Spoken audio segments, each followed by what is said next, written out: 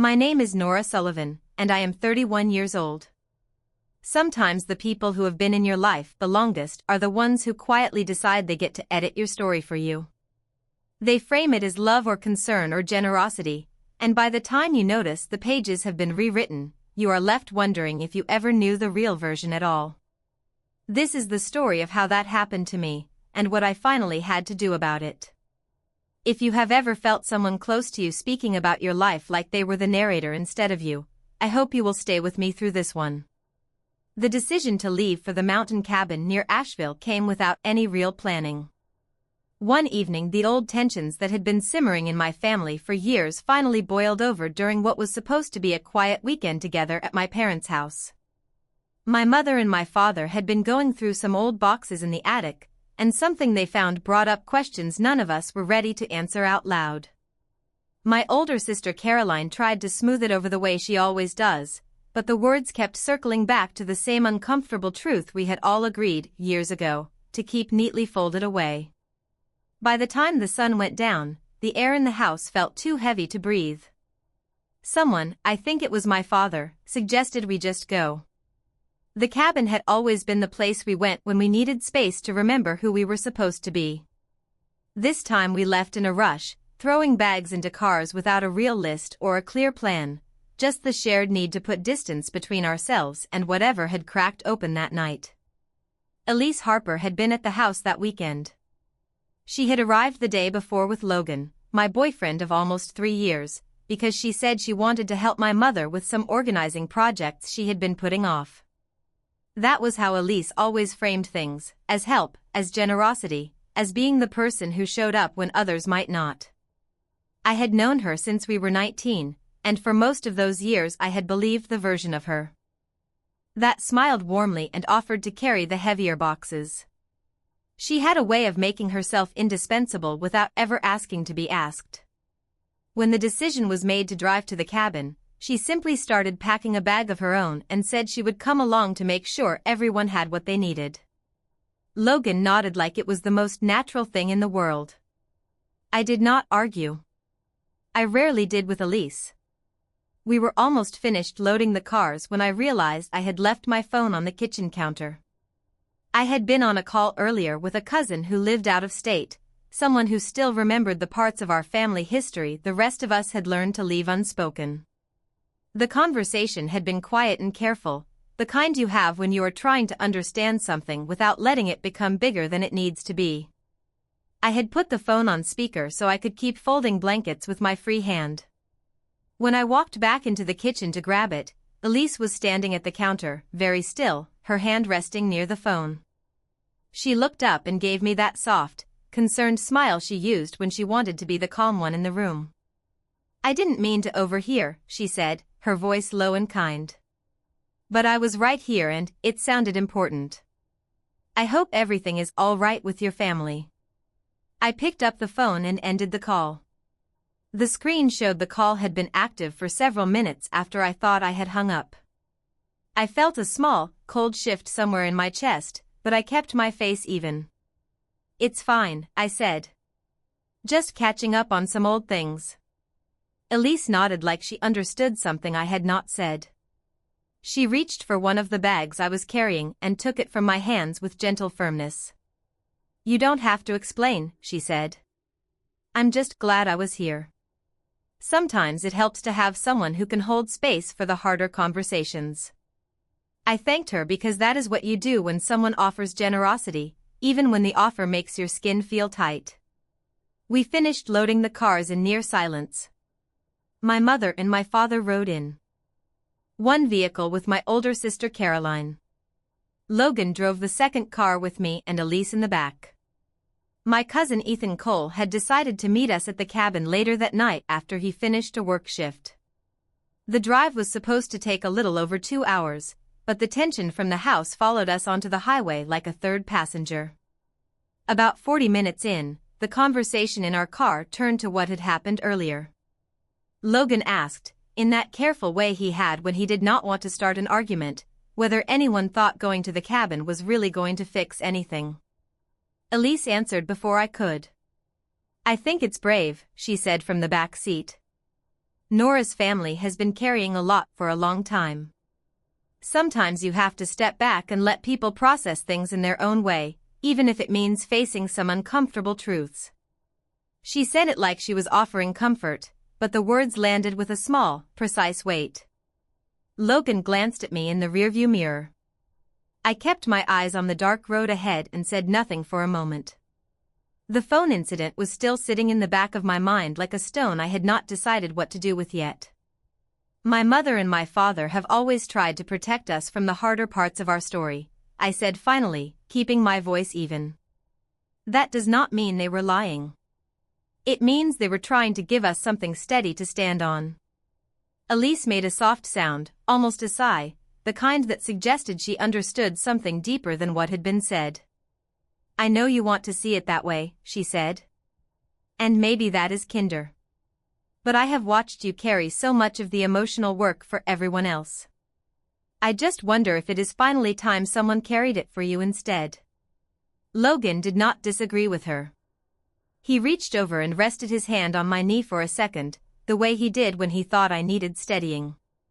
The gesture felt automatic rather than protective. I did not move my leg away, but I did not lean into it either. The rest of the drive passed with long stretches of quiet broken by small, careful exchanges. Elise continued to speak in that measured, generous tone about how families sometimes need an outside perspective to see what they have been protecting themselves from. She never raised her voice. She never said anything outright cruel. She simply offered observations wrapped in concern, each one landing a little closer to the places I kept private.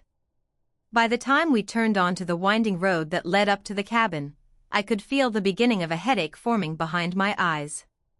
The cabin sat on a ridge with a view of the mountains that usually felt like a reset button. That night it looked smaller than I remembered, or maybe I was the one who felt smaller. We carried the bags inside without much talking. My mother made tea even though it was late. My father built a fire even though the weather did not really call for it. Caroline moved around the kitchen putting things away with the same efficient quiet she always used when she was trying to keep the peace. Elise helped without being asked, finding the right cabinets on her first try, folding dish towels the way my mother liked them folded. She moved through the space like she had always belonged there. I stepped out onto the back deck for a moment to breathe. The air was cool and smelled like pine and damp earth. I could hear the low murmur of voices inside, but I could not make out the words. After a few minutes, the door opened and Logan came out. He stood beside me without speaking for a while. Elise is just trying to help, he said eventually. She cares about you. We all do. I nodded because it was easier than explaining that sometimes care feels like being slowly edited out of your own life. I know, I said. We went back inside. Everyone was settling into the bedrooms. Elise had already claimed the small guest room off the main living area, the one that used to be mine when I was younger. She did not ask. She simply put her bag on the bed and began unpacking as if it had been decided. I watched her from the doorway for a second, then turned and went to the room I usually shared with Logan. He was already lying on the bed, scrolling on his phone. I changed into warmer clothes and sat on the edge of the mattress. The cabin was quiet now except for the occasional pop of the fire and the soft sound of the wind moving through the trees outside. I thought about the phone on the counter and the way Elise had looked at me when she said she had not meant to overhear. I thought about how quickly she had stepped into the role of the one who understood what my family needed. I did not feel angry yet. I felt the slow, heavy recognition that something I had trusted for 12 years was shifting under my feet, and I was not sure I had the words to name it yet. I lay down and turned off the lamp. In the dark I could hear Logan's breathing even out beside me. Somewhere down the hall, I imagined Elise was still awake, perhaps looking at her own phone, perhaps already turning the pieces she had gathered into something she could offer as help to someone else. I closed my eyes and tried to let the mountain air do what it had always done before, which was to make the noise inside me quieter. That night it did not work as well as it used to. The night passed in fragments of uneasy sleep, the kind where the mind keeps circling back to small moments that did not seem important at the time. When morning came, the light through the cabin windows was soft and gray, the kind that makes everything look a little further away than it really is. I lay still for a while, listening to the quiet sounds of the house waking up around me. Logan was already up, moving around in the kitchen. I could hear the low murmur of voices and the clink of mugs being set on the counter. For a moment I let myself imagine that the day might unfold gently, that the drive and the phone and the careful way Elise had spoken in the car could be folded back into something ordinary. I got up and dressed without turning on the lamp. When I stepped into the main room, my mother was at the stove making oatmeal the way she always did at the cabin, with extra cinnamon and a pat of butter melting on top. My father sat at the table with the newspaper spread open even though he had not turned a page in several minutes. My older sister was rinsing dishes at the sink, her movements precise and quiet. Elise stood beside her, drying each plate with a towel and stacking them neatly in the cabinet. She looked up when I entered and gave me the same warm, concerned smile from the night before. "Good morning," she said. "I hope you got some rest. I was just telling your mother how nice it is to have everyone together like this, even if the reason we came was not the easiest one." My mother nodded without looking away from the pot. "It is good to be here. Sometimes a change of place helps put things in perspective." Elise set the last plate in the cabinet and turned toward me. "I was thinking earlier, while I was making coffee, that it might be helpful if we talked a little more openly about what happened at the house. Not to dig up old wounds, of course. Just so no one has to carry the weight alone. I know how much you value keeping things steady for everyone else, Nora. I only want to make sure you do not have to do that by yourself anymore." The words were gentle. They landed like a hand resting lightly on a bruise.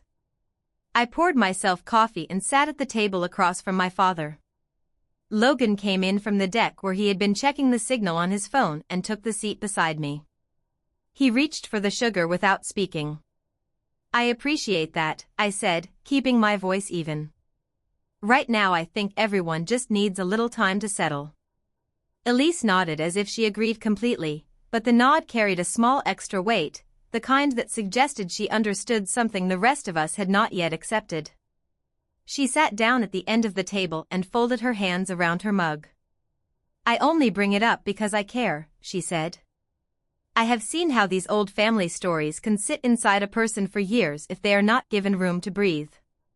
Sometimes the kindest thing a friend can do is create that room, even when it feels uncomfortable at first." Logan stirred his coffee and glanced at me. "Elise has a point. You have been quiet since we got here. If there is something you want to say, we are all listening." I looked at the steam rising from my cup and took a slow sip before answering. "I am still thinking about what needs to be said and what does not. Some things are not only mine to share." My older sister set a bowl of oatmeal in front of me without comment. My father finally turned a page of the newspaper, though his eyes did not move across the words. The room stayed quiet for a long moment. Elise did not push further, but she did not need to. The offer had already been placed on the table like a gift no one had asked for. Later that morning my cousin Ethan arrived. He came in carrying a duffel bag and a box of pastries from a bakery down the mountain, apologizing for being late and asking if anyone needed help with anything. He had always been the one who showed up with practical things when the rest of us were still sorting through feelings. After he put his bag in the guest room that had not been claimed, he joined us on the deck where my father was stacking firewood that did not really need stacking. Ethan looked at the view for a while, then turned to me. "Everything all right up here?" The drive was fine, but the house felt a little heavy when I stopped by to check on things this morning. I told him it was better now that we were away from it. He nodded and did not ask for details. That was his way. He had learned a long time ago that some rooms in a family are best entered slowly. The day moved forward in small, ordinary tasks. My mother suggested we go through some of the boxes that had been stored in the cabin's back closet for years. She said it might be good to decide what to keep and what to let go of, especially after the things that had surfaced the night before. No one objected. It felt like the kind of task that could fill the space between us without requiring anyone to name what was really there. We brought the boxes into the main room and began opening them one by one. Most contained old blankets, mismatched dishes, and stacks of magazines no one had read in a decade. My older sister sorted the blankets into piles for donation and for keeping. My mother went through a box of photographs, holding each one up to the light before passing it to someone else. Elise offered to help with the photographs, saying she had a good eye for organizing things chronologically. She sat on the floor near the fire and began laying pictures out in rows. I was going through a smaller box of papers and old letters when I heard Elise make a soft sound of recognition. She held up a photograph that had been tucked between two larger ones. It was from a trip we had all taken together years earlier, not long after Elise and I had first become close. In the picture she stood beside me on a trail, both of us younger, both of us smiling in the way people do when they believe the future will be simpler than it turns out to be. On the back, written in faded blue ink, was a short message in a handwriting I did not recognize at first. Elise turned the photograph over and read the words out loud before she seemed to realize what she was doing. "Proud of you for making it look easy. We both know it has never been. Love, Mom." The room went very still. Elise's hand stayed on the photograph for a second longer than it needed to. Then she set it down on the floor with the others, face down, as if the message had been meant for someone else entirely. My mother glanced over. "That must be from one of your family trips, Elise. I did not know your mother had come along on that one." Elise smiled, the same warm, composed smile she had used since we arrived. "She did not. I must have written that note to myself later and slipped it in the wrong envelope. I do that sometimes when I am trying to remember the good parts of a day." She said it lightly, as if it were a small, endearing habit. But the handwriting on the back did not match hers, and the paper had the slightly yellowed edge that old photographs develop after years in a box. I looked at the picture again. The girl in it was smiling, but her eyes held the careful brightness of someone who has learned to stand in front of a camera as if everything behind her is exactly as it should be. Logan leaned forward to see the photograph. "You never really talked much about your family growing up," he said to Elise. "I always assumed everything was pretty steady on that side." Elise laughed, a small, self-deprecating sound. "Steady enough. Everyone has their own version of steady, I suppose." She picked up another photograph and began talking about the light in it, about how the mountains looked softer in the older film. The conversation moved on, but the photograph stayed on the floor between us, face down now, the message hidden but not gone. I felt the shift in the room the way you feel a change in air pressure before a storm. Something that had been carefully arranged for a long time had just been nudged out of place. I stood up and walked to the window that looked out over the ridge. The trees were moving in a slow wind that did not reach inside the cabin. Behind me I could hear the others continuing to sort and comment and pass things from one hand to another. Elise's voice stayed even and kind. She offered to make another pot of coffee.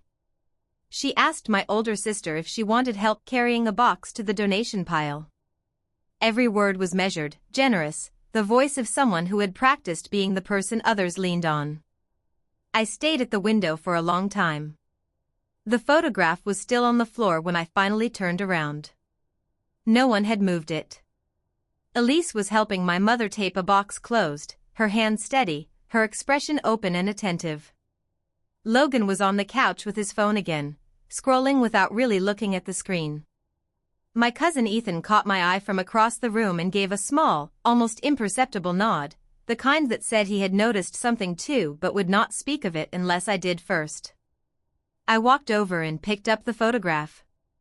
The handwriting on the back was clear in the afternoon light. It did not belong to Elise. It belonged to someone who had known a different version of her story, one that had never been offered to the rest of us. I slipped the picture into the pocket of my sweater without saying anything.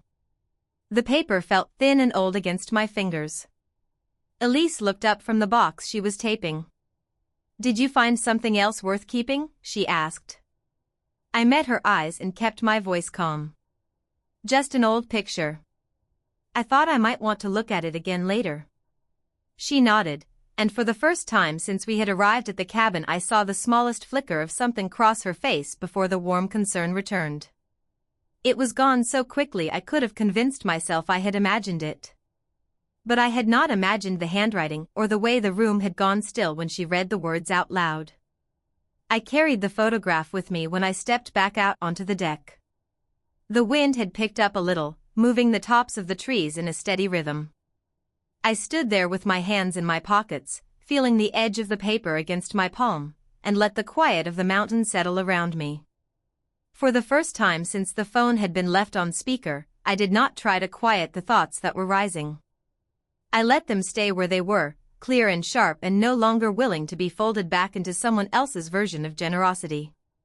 Inside the cabin, the others kept sorting through the boxes. Elise's voice drifted out through the open door, calm and steady, offering to help with whatever needed doing next. I stayed on the deck until the light began to change and the first cool edge of evening touched the air. When I finally went back inside, the photograph was still in my pocket. I did not take it out again that night. I simply carried it with me, the way you carry something whose weight you have only just begun to understand. The morning after the photograph felt heavier than the ones before it, even though the sun came through the cabin windows the same way it always had. I woke early and sat on the edge of the bed for a long time, turning the old picture over in my hands. The handwriting on the back was not Elise's. It belonged to someone who had known a version of her life she had never offered to any of us. I slipped the photograph into the inside pocket of my jacket and went out to the main room without waking Logan. My mother was already at the table with a cup of tea. She looked up when I came in and gave me the small, tired smile she used when she was trying to keep the day from tilting too far in any direction. "Couldn't sleep?" she asked. I shook my head and sat across from her. For a while we drank our tea without speaking. The fire had burned down to coals, and the only sound was the occasional shift of wood settling in the stove. After a few minutes my mother set her cup down and looked at me directly. "I saw the photograph last night," she said quietly. "The one Elise found." I did not say anything at the time because I did not know what to say. But I have been thinking about it since. I waited. She took a slow breath. "Elise has always told us her family was comfortable. That they supported her choices and that she grew up with a kind of ease none of us really had. I never questioned it because it was not my story to question. But that note on the back, it did not sound like the family she described." I nodded. It did not sound like it to me either. My mother was quiet again. Then she said, "Your father and I made choices a long time ago to keep certain things from becoming bigger than they needed to be. We thought we were protecting you and your sister. I am starting to wonder if protecting the story sometimes costs more than telling it." She did not ask me to explain what I had been discussing on the phone the day we left. She did not need to. The weight of it was already in the room between us. Later that morning I went into the small office nook at the back of the cabin to find a notepad. Elise's laptop was open on the desk. She had used it earlier to look up a recipe for my mother, and she had left it there with the screen still awake. I was not looking for anything in particular. I simply needed paper. But when I moved the mouse to wake the screen fully, an email thread was already open in the browser. The messages were between Elise and Sophia Grant, the family friend who had helped my mother with some volunteer work the year before. The thread was not long, but it was clear. Elise had written to Sophia the night we arrived at the cabin, after the phone had been left on speaker. She described the conversation she had overheard, the one about the old investment my father had made and the quiet way the family had handled the fallout without telling anyone the full extent. Elise wrote that she was deeply concerned about how this secret was affecting me and that she wanted Sophia's advice on how to support Nora without making her feel exposed. She added that I had always been the one who holds everything together and that she worried the weight of it was finally becoming too much. Sophia had replied with gentle suggestions about giving me space and offering to listen if I wanted to talk. Elise had written back thanking her and saying she would keep an eye on things while we were at the cabin. I read the thread twice. Then I closed the laptop without touching anything else. The words stayed in my mind with the same calm clarity the mountain air usually brought. Elise had taken something I had kept private, something that was not only mine to share, and turned it into a story about her own generosity. She had offered my pain to someone outside the family as evidence of how caring she was. I did not feel the hot rush of anger I might have expected. What I felt was the slow, steady recognition that the person I had trusted for 12 years had been rewriting my story in real time, and that she had been doing it while smiling at my mother across the kitchen counter. I found my mother on the deck and asked if we could talk alone for a few minutes. We walked a short way down the trail that led behind the cabin. When we were far enough that our voices would not carry back to the house, I told her what I had seen. I did not raise my voice. I simply described the email thread and what it had said. My mother listened without interrupting. When I finished, she was quiet for a long time. I should have asked more questions when she first started offering so much help, my mother said finally. I thought it was kindness. I did not want to look too closely because it made things easier. I nodded. I did the same thing for years. We stood there among the trees until the wind picked up and reminded us that the afternoon was moving on. When we walked back to the cabin, the others were gathered in the main room again. Elise was helping my older sister fold the last of the blankets from the boxes. Logan was on the couch with his phone.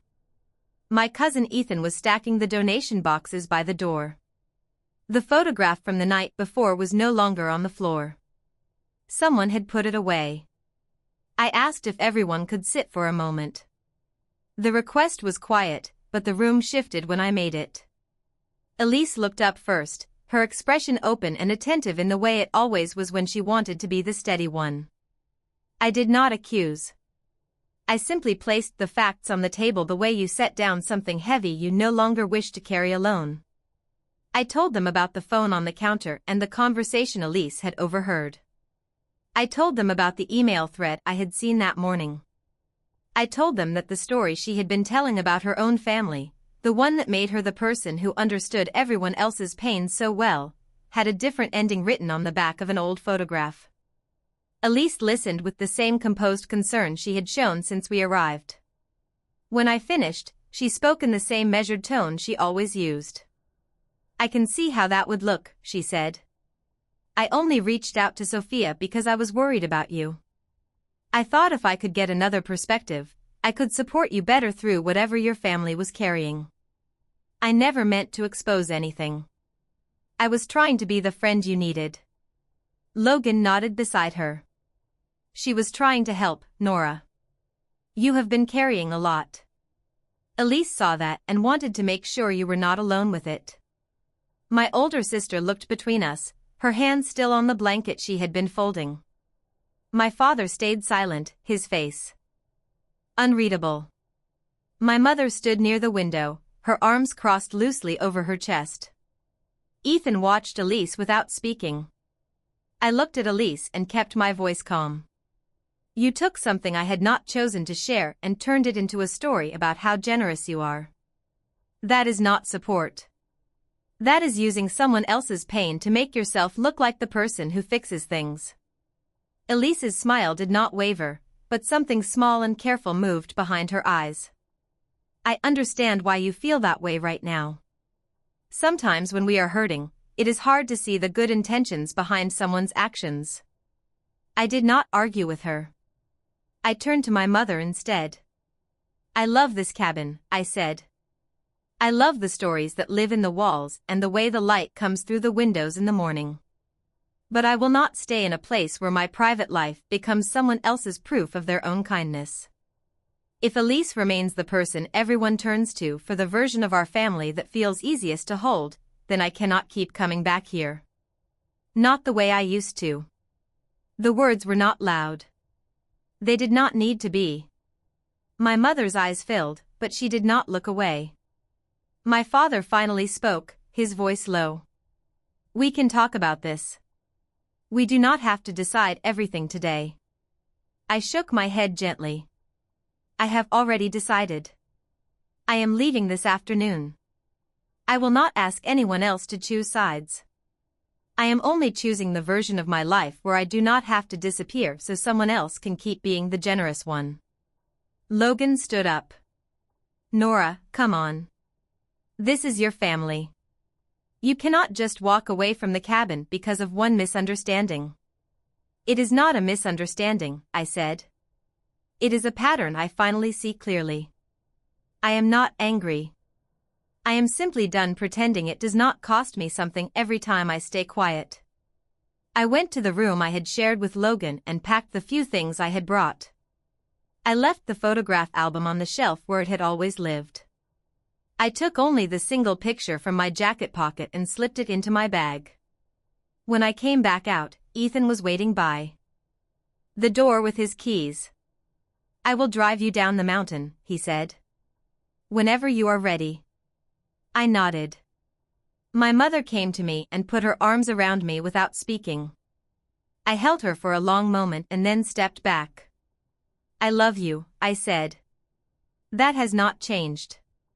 But I will not return to spaces where I have to watch someone rewrite my story so they can stay the hero of it.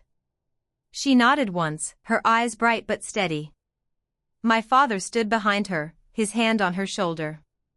My older sister looked as if she wanted to say something that would make it all smaller and more manageable, but she stayed quiet. Logan did not come to the door. Elise remained by the fire, her hands folded in her lap, her expression still composed and concerned. Ethan and I drove down the winding road in silence for most of the way. When we reached the bottom of the mountain, he glanced over. You did not have to explain anything to me, he said. I saw enough. I thanked him. He dropped me at a small diner in town where I could wait for a ride back to the city. Before he left, he handed me a folded piece of paper with his number on it. If you ever want to talk about the parts of the story that are still yours, he said, I am here. I stayed at the diner for a long time after he drove away. The photograph was in my bag. I did not take it out. I simply sat with the knowledge that I had chosen to stop disappearing inside someone else's version of generosity. The cost was real. The cabin would not feel like mine again for a long time, maybe never. Some of the family stories that lived in those walls would now belong to a version of our life that included Elise's careful rewrites. I had lost the easy access to the place where my childhood memories were stored. But I had kept the part of myself that refused to be edited out. In the weeks that followed, the family did not fall apart the way dramatic stories sometimes claim. My mother called once or twice. My older sister sent a careful text asking if I was all right. Logan and I spoke a few times, but the conversations stayed on the surface of things. Elise continued to be present in the ways she had always been, offering help and perspective when it was asked for. The controlled narrative she had built did not collapse in one dramatic moment. It simply developed small cracks that only those who had seen the photograph and the email thread could notice. I did not fight to reclaim the cabin or the full version of the family stories that lived there. I let them go with the same quiet steadiness I had used when I packed my bag that afternoon. In their place, I began building smaller rituals that belonged only to me. I called my cousin Ethan every few weeks and we talked about ordinary things. I started keeping a notebook of the memories I wanted to keep, the ones that did not require anyone else's permission to exist. The photograph from the cabin stayed in a drawer. I did not need to look at it often. I already knew what it had taught me. The lesson did not arrive as a sudden revelation. It settled over time, the way morning light fills a room without anyone noticing the exact moment it began. Blood relation does not equal love. The people who share your history are not automatically the ones who will protect the truth of it. Real family is the one that does not require you to make yourself smaller so the story can stay comfortable for everyone else. Sometimes the most generous thing you can do for yourself is to stop accepting generosity that costs you your own voice. I still think about the cabin on certain mornings, when the light comes through my own windows in a way that reminds me of the ridge. The ache is there, quiet and persistent, but it no longer feels like failure. It feels like the price of refusing to disappear. I paid it willingly. I would pay it again. Thank you for listening to my story. If this one stayed with you, I would truly value hearing what you would have done in my place. Write this one if it hit deep.